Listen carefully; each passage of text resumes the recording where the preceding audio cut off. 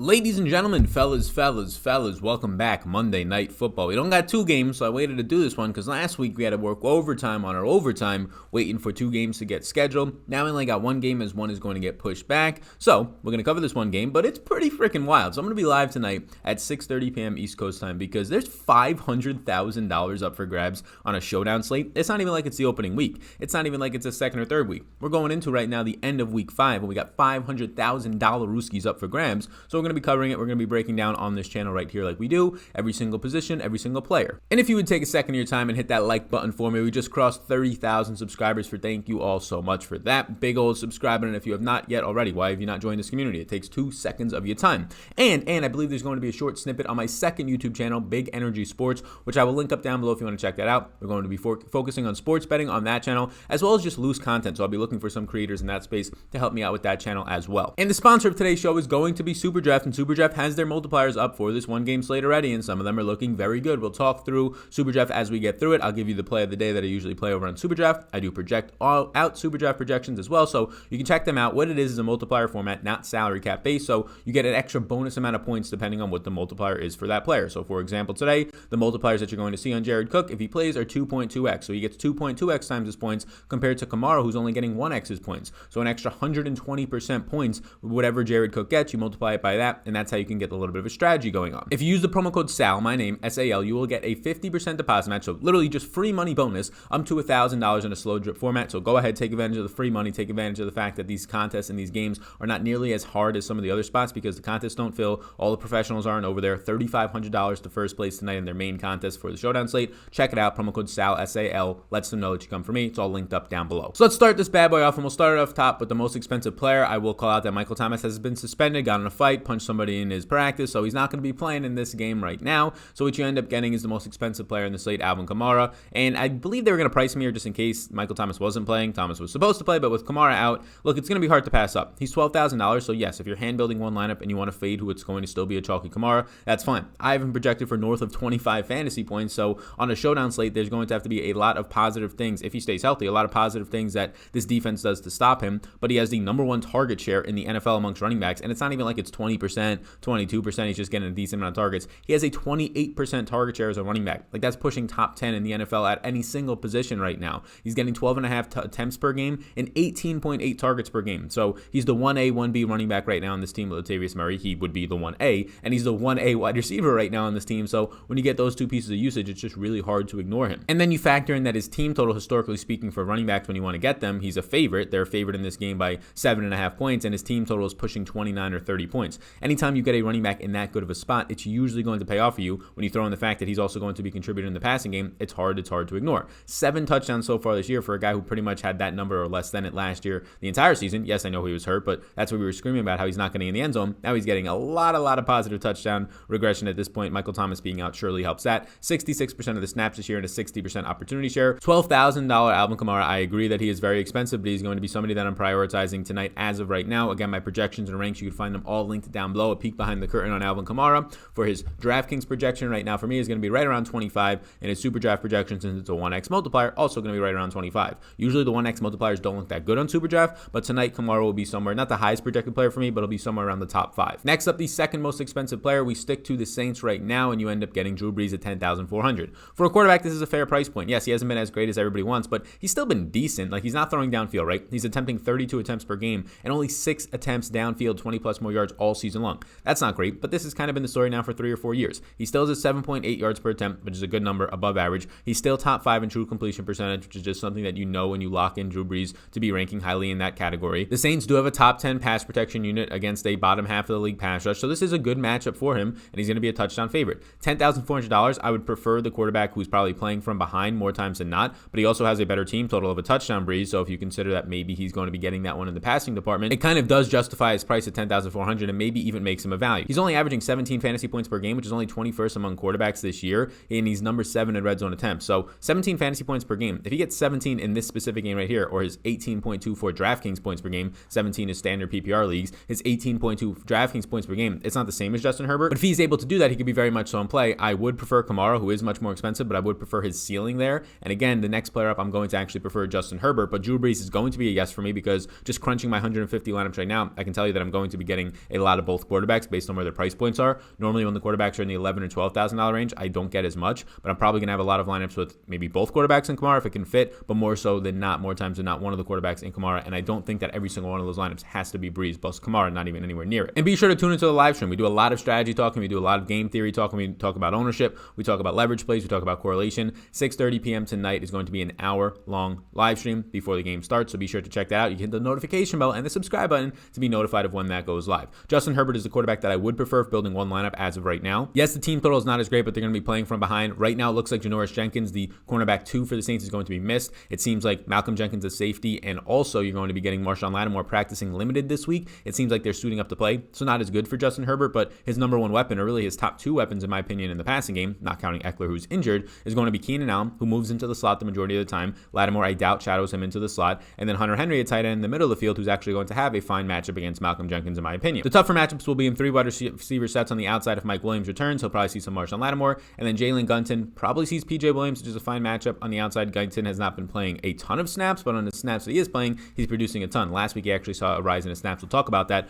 Herbert right now, the pass protection ranks 27th. It's an issue with the injuries right now. Brian Bulaga, the former Packer, Trey Turner, the former Carolina Panther, they're both out yet again. This is a concern for the offensive line. 35.5 attempts per game, 310 yards per game for the rookie. He's looked fantastic. He's top 5 in yards per attempt at 8.7 right now. He's top 5 in true completion percentage, even better than Breeze. He's the number 2 quarterback in the NFL under pressure this year, and he's being under pressure a lot, and he's number 2 in his wide receivers yards after the catch. So we saw that last week. Guyton had a huge touchdown. Tyron Johnson, who I didn't even know who that was until he had the long touchdown.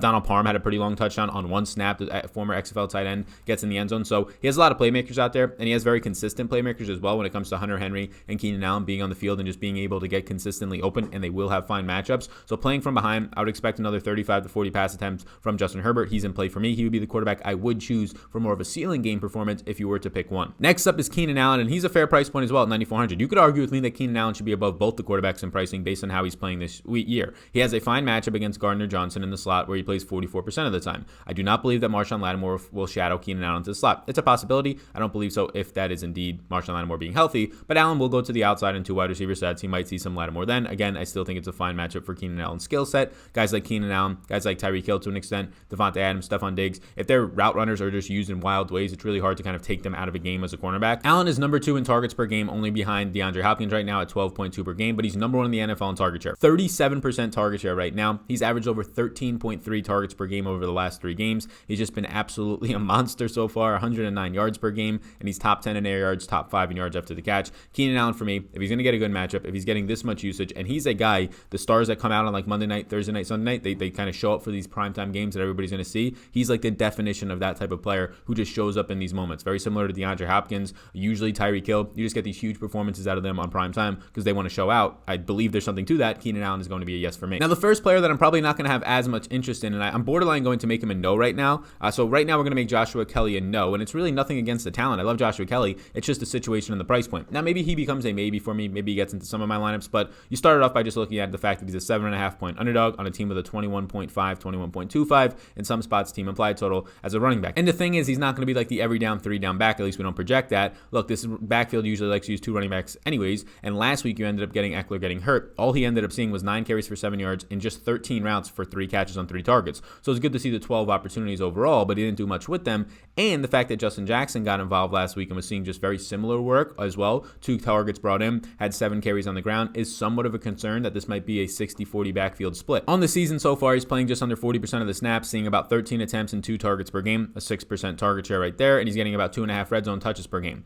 Right now, he's going up against a top 10 run defense, and his offensive line is bottom 5 in the league in run blocking. So those are my concerns right there. He's just priced up to $8,200. He's the only guy in the 8K range, so it's kind of a little bit of a gap between him and the next range, but I prefer to go down to some of the guys we're about to talk about. I prefer to go down to the guy who's almost half his price point in his own backfield at Justin Jackson in just a little bit. Next up is Hunter Henry, and he'll probably see some Malcolm Jenkins if Jenkins is indeed in there. It's a fine spot. PFF has it as the number 5 overall tight end advantage of the week. Henry's just been good on the air. He's been very consistent. He's seeing 6.5 targets per game. That's a 20% share for a tight end. Is very good. He's number 2 in the NFL in yards for tight ends at 245. He's top 6 in yards per reception, so he's being targeted downfield right now. He's a red zone weapon for them. $7,800, maybe a tick too expensive, or not too expensive, but maybe a tick more expensive than I'd like. This would be a great price point if it was like $7,200 to $7,500, but we'll take the $7,800 price tag right here. I do indeed think that that's fine to get to at $7,800. There is a ceiling here. Anybody who usually has 2 touchdown upside and is involved, seeing like 6, 7, 8 targets a game like Hunter Henry is usually going to be a yes for me on a showdown slate if they have that type of upside. Next up is Tre'Quan Smith, and Tre'Quan Smith leads all the Saints wide receivers since the end of week 1 when Michael Thomas got hurt. So since Thomas has been out, he leads all the Saints wide receivers right now in routes run with 32.3 per game, but not in targets. He has 16 to Emmanuel Sanders 17, 13 catches for 182 yards. He is playing majority of the time, 44% of his snaps overall out of the slot right now.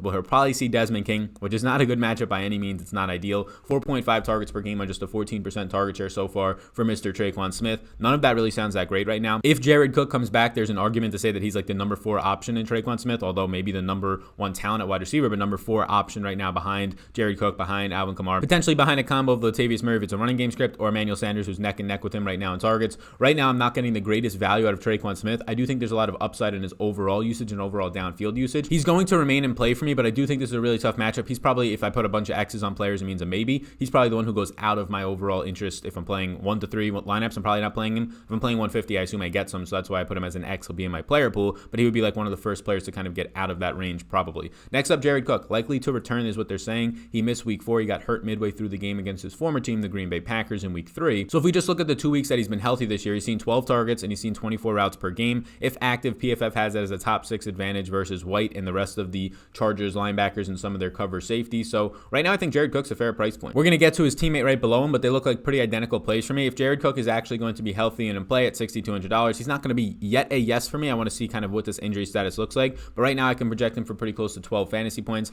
and if I look at him over on Superdraft, he looks like one of the best plays over there as well. So Superdraft, again, promo code SAL, S-A-L, link down below. So on Superdraft right now I have him as my 4th highest projected player, and that's if he's playing in a somewhat limited variety as well. His teammate Emmanuel Sanders is number 2 in routes run out of all the wide receivers, a couple behind right now Tre'Quan Smith, 1 target behind him. He's running 30.3 per game. He has 17 targets so far in the season since week 1, Michael Thomas getting hurt. He plays about 30 to 35% of his snaps in all the wide receiver spots, so he'll see some Desmond King in the slot, probably in 3 wide receiver sets. He'll transfer in and out with Tre'Quan Smith. He'll see Casey Hayward on the outside, not the greatest of spots. Hayward not having the best of starts to his season, but still not the greatest of spots. And then I'll also see some Michael Davis. So no matter where he'll be, he'll probably have a difficult to slightly not great matchup for Emmanuel Sanders, so makes it a little bit less appealing, but it's kind of baked into the price point. He's definitely going to be in play for me if I can imagine that in this game, he'll run somewhere near 30 routes. He'll see somewhere around 5 or 6 targets at 5,600. If he was like 6,500, it's a different story. It's harder to pay that off, but if you get an extra 1 or 2 targets for $900 less than what I would consider like a breakthrough point, it looks a little bit better. Next up is Mike Williams, expected to play after missing week 4 with a hamstring. He's a candidate to see a lot of Marshawn Lattimore on the outside in 3 wide receiver sets. So far, when he's healthy this year, he's seeing about 4.7 targets per game, a 13% opportunity share, just 7 catches for 100 yards on the season in about 2.5 to 3 games so far. If I'm playing like 1 to 2 lineups, I'm not going to be playing Mike Williams at $5,000. I assume he will be somewhat lower owned on this slate though. In my 150 max builds, I assume that I get to him. There's not a lot of options, and you're going to see pretty quickly, really not a lot of value options on this slate. We're about to get to this 4K and below range that's not that great. There's like 1 guy, maybe 2 that we can point out. And we could start with Latavius Murray. Some of the backup or the RB2s on these teams, like the 1A to 1Bs, look decent. Latavius Murray in positive game scripts has looked very good this year, and it looks like as a 7.5 point favorite, he's going to get that opportunity again. He's played 34% of the snaps, and he's seen 36% of the opportunity share. He's getting about 12.5 opportunities per game, 11 touches and 1.5 targets right now. He sees 2.8 red zone rushing attempts per game, so there's a lot of upside pretty easily, in my opinion, if you get a touchdown to pay off this $4,800 price tag. He's coming off of a 16-touch week, which is the second time he saw 16 touches in a game since week 1 when they also had a big lead, and the third time this year he's seen at least 13 touches. He's just running 7 routes per game, ran the most last week at 12, so you're not going to get much of a passing game involvement, but if you can kind of bank on 10 to 12 touches at 4,800 with red zone usage,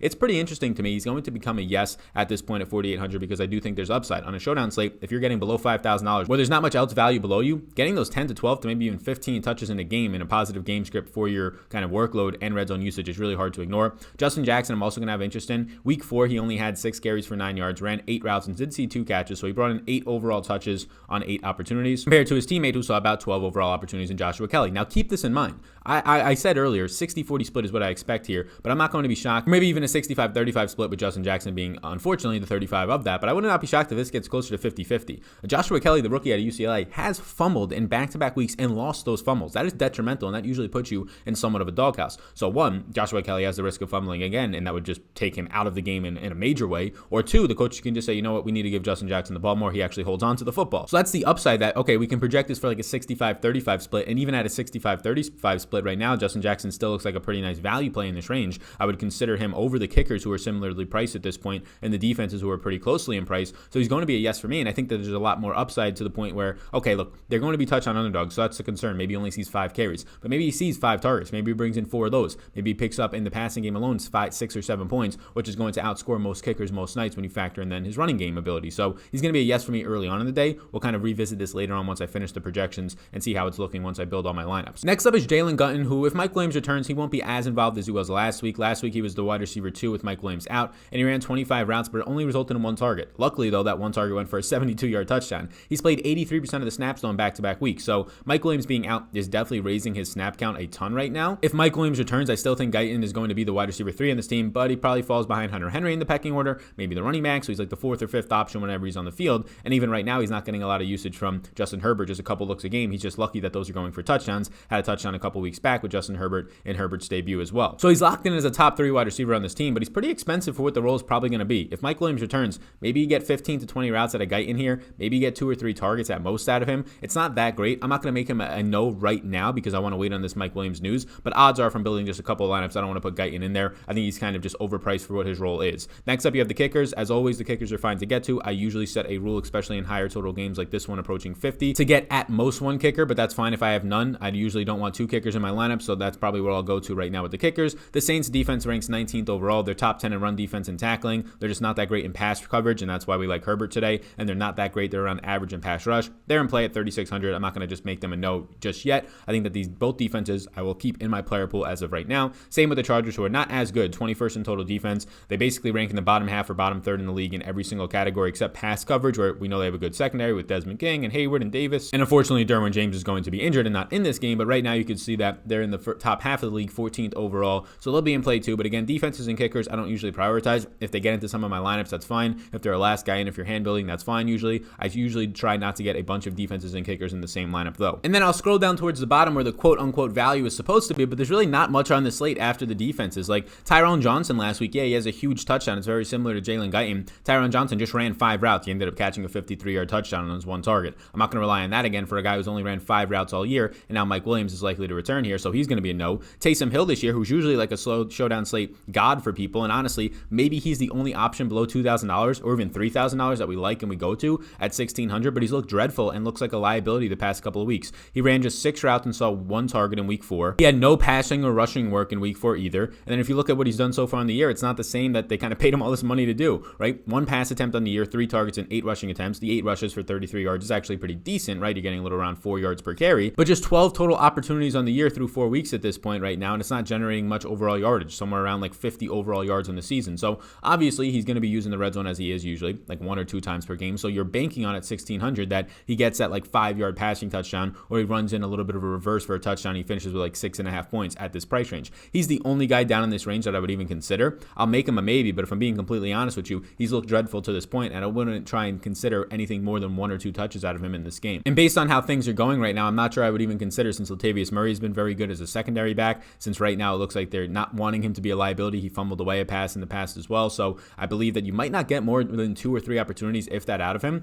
It's the only thing down here though, so if I'm forced to pick one, I'll probably pick with Taysom Hill, because then going down to Donald Palm, former XFL tight end. Man, I loved in the spring getting to watch the XFL and the Dallas Renegades until that thing came to an end, which is sad, but it will be returning next year. But yeah, what you're going to be getting is a 1 route last week goes for a 19-yard touchdown. It's similar to Guyton, right? To an extent. Guyton had more routes run, but overall his 1 target went for a touchdown. Exact same thing for Johnson. These guys are not getting a lot of usage. I like Donald Palm, but I don't think he's going to get that much usage. He only had 1 route on the season. It went for a 19-yard touchdown. Adam Trotman, if Cook is out, maybe we look to him, but he trolled everybody last year. Cook is trending towards playing, so I probably don't have any interest. But Trotman in week 4 rolled out, didn't take any routes run. He didn't see any targets. At least that's what Pro Football Focus and Player Profile have.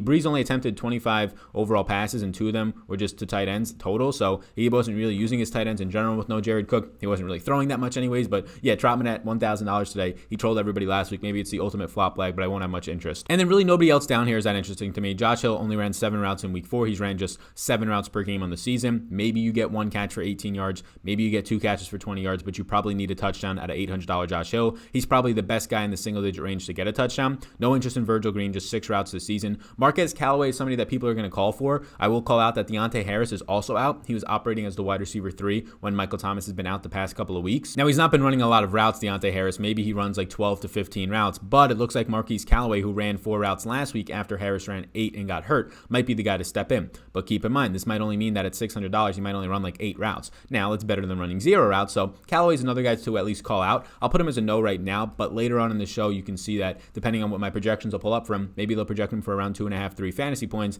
and then he might become a play for me at that point, because if he's getting opportunity, if he's running routes, then you can always have the opportunity for a touchdown on some of those. I remember David Moore last year wasn't running a lot of routes for Seattle, and he got like a 10-yard touchdown. He ended up being in the winning lineups on a showdown slate. The rest of the guys, no interest. Jason Moore will be my only interest if Mike Williams is ruled out, but it's trending towards him playing. Season high 30% of the snaps last week and 15 routes with Mike Williams out. Again, if indeed Mike Williams is back, you would expect that to drop to wide receiver 4 numbers, which is like maybe 4 routes run. Benny Fowler is on this team. They signed him, at least the last time I saw, for the New Orleans Saints. So keep an eye if Benny Fowler is active. He's been a former New York Giant, and he's produced there with touchdowns, with overall receptions, and getting some separation. I don't know if they've officially kind of put him on the team yet. I believe that I saw a report for it, but Benny Fowler, if he's indeed going to be active tonight, they're down Deontay Harris. They have no Michael Thomas. They might not like what they're seeing in Marquez Callaway. Emmanuel Sanders has not been that great for them. Jared Cook is banged up. There's crazier things that can happen, but just keep an eye on the actives and actives. If they say that Benny Fowler is active, look for any reports on what his role might be, because at $200, I would not be completely shocked if he went out there and ran like 15 routes and saw 3 or 4 targets. So that's where we're at right now for this Monday Night Football slate. Again, $500,000 up for grabs tonight. Be sure before you go to hit the like button, hit the big old subscribe button. I appreciate that a ton. And check out the sponsor of the show today, Super Draft. You will get a free money bonus, 50% up to $1,000. Just free money that you're staring in the face in a slow drip format. If you use the promo code SAL, SAL, you can play over there. $3,500 up for grabs tonight in what is going to be a lot easier competition. You're playing against all the top professionals who make 6, 7 figures, even if it's high 5 figures a year over on Draftkings every single night. It's fun because there's bigger prize pools, $500K. Yes, I'm going to be probably shooting for that to an extent as well. But Super Draft is going to be a lot easier to actually produce ROI, return on investment, and build your bankroll there, which I think a lot of people would like to do. So be sure to check that out down below. In the description, you will find my second YouTube channel, which is going to be starting to put out some content as well in the sports betting space. It's going to be Big Energy Sports, but I'll also link it up down below if you want to shoot me a follow and a subscribe over there. Thanks a lot in advance, everybody. I'll see you all at 6:30 p.m. Eastern time for the live stream before the Monday Night Slate starts. Be sure to hit the subscribe and notification bell so you're notified of when we go live tonight, and I'll see you all there in the next one.